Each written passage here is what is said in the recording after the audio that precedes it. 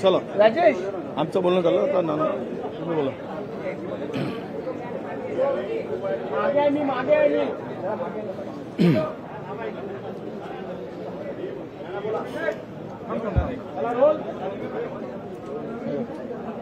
आज शेतकरी दिवस आहे. सर्वप्रथम मी पूर्ण राज्याच्या शेतकऱ्याचे, देशाच्या शेतकऱ्यांना या दिवसाच्या शुभेच्छा देतो. आणि हे जे झालेलं जे भाजप महायुतीचं जे सरकार आहे, केंद्रातलं नरेंद्र मोदीचं सरकार झालेलं आहे, या सरकारची वास्तविकता आज आपल्याला पुढे आलेली आहे. यांचे आमदार असतील, यांचे कृषी मंत्री असतील, ते शेतकऱ्याला भिकारी समजतात. शेतकऱ्यांच्या बायकोचे कपडे हे घेऊन देतात, चड्डी बन्यानापासून तर चप्पलपासून हे घेऊन देतात. म्हणजे 2014च्या पहिले हा लोणीकर हा उघडाच फिरत होता, फक्त 2 बायका होतात त्याला. अशा पद्धतीचं आता चित्र दिसते आम्हाला. आणि जो शेतकऱ्यांच्या बद्दल बोलेल त्याला निलंबित करायचं सभागृहातून, आणि जे शेतकऱ्याच्या विरोधात बोलतात, शेतकऱ्यांची चेष्टा करतात, त्यांना सन्मानानं वागवतात, अशा पद्धतीचे हे सरकार आहे. भाजप हे शेतकरी विरोधी आहे. आज महाराष्ट्रामध्ये अवकाळी पावसामुळे शेतकरी उद्ध्वस्त झालेला आहे. पिकं नाहीशी झालेली आहेत. शेतीचा हंगामाला शेतकऱ्यांजवळ पैसे नाहीत. घेतलेलं जे धान्य होतं त्याचे पैसे अजूनपर्यंत शेतकऱ्यांनी दिले नाहीत. बोनस देण्याचं आश्वासन दिलं, ते बोनस शेतकऱ्यांना देत नाही. कर्जमाफी करण्याची भूमिका या लोकांनी मांडली होती, कर्जमाफी करायला तयार नाहीत. आणि पीक विमा सुद्धा बंद करून टाकला. शेतकरी विरोधी जे सरकार आहे, हे सरकार जेवढं आमच्या शेतकऱ्यांना अपमानित करेल तर हे आम्ही सहन करणार नाही. सरकारच्या विरोधात आम्ही रोज आवाज उचलू. एक दिवस नाही, रोज निलंबित केलं तरी आम्ही थांबणार नाही. उद्या पुन्हा आम्ही शेतकऱ्यांचे प्रश्न मांडू, जिथपर्यंत लोणीकर आणि राज्याचे कृषी मंत्री यांच्यावर कारवाई होत नाही आणि राज्याच्या मुख्यमंत्र्यांनी शेतकऱ्यांची माफी मागितल्याशिवाय आम्ही लोक आता शांत बसणार नाही. शेतकऱ्यांचा अपमान आम्ही अजिबात सहन करणार नाही. या पद्धतीची आमची भूमिका आहे. रोज आता हा विषय आम्ही मांडू. रोज अध्यक्षाच्या माध्यमातून त्यांना आम्हाला निलंबित करायचं असेल तर करा, पण या प्रश्नाला आता आम्ही मागं पडणार नाही.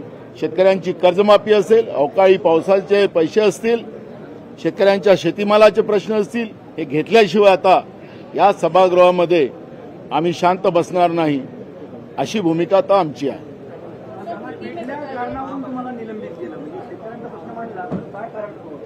बघा, कारण काही लावू शकतात. हे सरकार, या सरकारमध्ये थोडी दमक असती.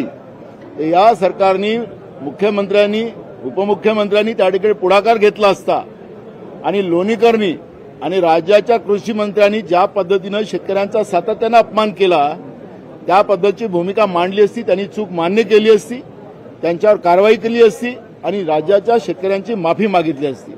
पण राज्याचा मुख्यमंत्री, मी अध्यक्षाच्या दालनापर्यंत, मी अध्यक्षाच्या आसनापर्यंत पोहोचलो, ते मी अपमान केला अध्यक्षाचा, अध्यक्षाला मी धमकवलं, अशा पद्धतीचं त्यांनी रेकॉर्डवर आणलं. मी पण विधानसभा अध्यक्ष राहिलो, मलाही नियम माहिती आहेत. पण अध्यक्ष ज्यावेळेस जनतेच्या प्रश्नाकडे दुर्लक्ष करते, विरोधकांचा आवाज दाबतो, त्यावेळेस विरोधकांना ही भूमिका घ्यावं लागते. हे लोकशाहीचं तंत्र आहे. आणि त्याच्यामुळे मुख्यमंत्र्याचं सर्टिफिकेट जे आहे की मी अपमान केलेला आहे, मुख्यमंत्र्याचा अपमान, मला त्या सर्टिफिकेटची गरज नाही. मी शेतकरी आहे आणि माझ्या शेतकऱ्याचा अपमान कोणी करेल तर ते मी सहन करणार नाही. आमचं पूर्ण दल सहन करणार नाही. ही भूमिका आमची आहे.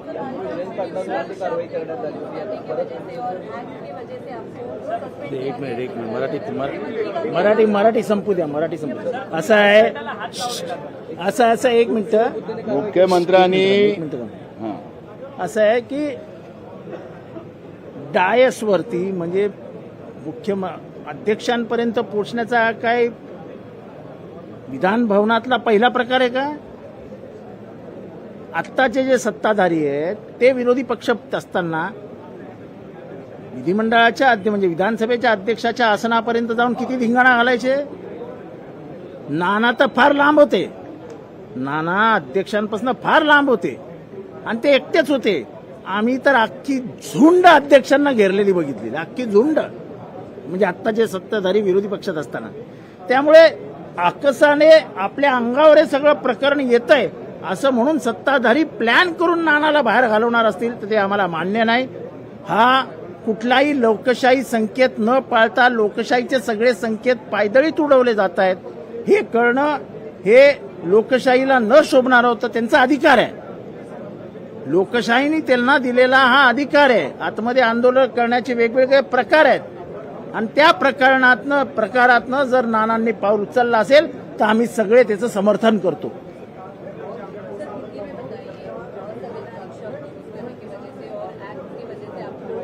असंवैधानिक क्या हो?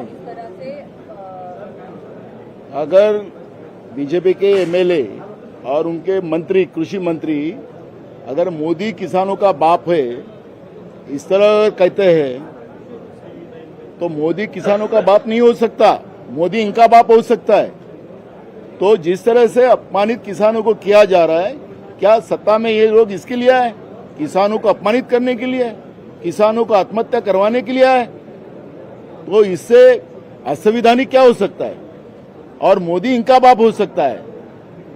मोदी हमारे किसानों का बाप नहीं हो सकता.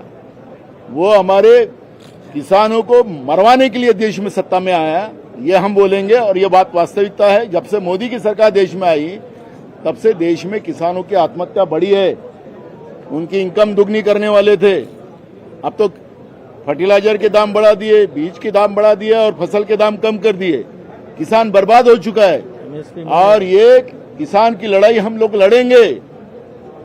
किसान को इस तरह बर्बाद होने नहीं देंगे. उनके लिए अगर उनका सर्टिफिकेट नहीं चाहिए हमको, फडणवीस का सर्टिफिकेट नहीं चाहिए क्योंकि वो किसान विरोधी है और इसलिए मोदी इनका बाप हो सकता है, किसानों का नहीं. और मैं बार बार बोलूंगा. मुख्यमंत्री ने ये भी कहा कि आपने हमला करने की कोशिश की चयन पे. अब वो मुख्यमंत्री के सर्टिफिकेट की जरूरत हमें नहीं है. मैंने हमला किया है कि वो तो सब लाइव है, आप देख लीजिए. मैं उनको कह रहा था अध्यक्ष जी को कि किसानों की माफी मांगने लगा ही इनको, और वो जो लोगों ने बोला है उनके ऊपर कार्रवाई करने की बात कर रहा था. अगर उसके लिए अगर मैं हमला किया है, और मैंने हमला क्या होता है, मारपीट तो नहीं किया और ऐसे कुछ संकेत भी नहीं दिए. संकेत भी नहीं दिए. कोई ऊपर जाता है तो इसका मतलब ये नहीं है, और ये कोई आज नहीं हुआ है. नहीं, सवाल ये बार बार होते आया है और जो आज सत्ता में बैठे उन्होंने तो बार बार किया है, बार बार. सवाल यही है कि क्या किसानों को न्याय दिलाने के लिए किसानों का आह्वान जो किया है उस बारे में अगर रूलिंग पार्टी का एक्स मिनिस्टर और एमएलए जिस तरह का भाषा का प्रयोग किया उसका जवाब सरकार से हम लोग चाहते हैं. नाना भाऊ ने मांग की, तो क्या इसमें सरकार को क्या गलत लगा और उल्टा इनको ही सस्पेंड करना मतलब हमारे आवाज को दबाने का है, क्लियर कट. और जब वो डायस पर गए थे तो ऐसा कोई गलत उन्होंने किया नहीं.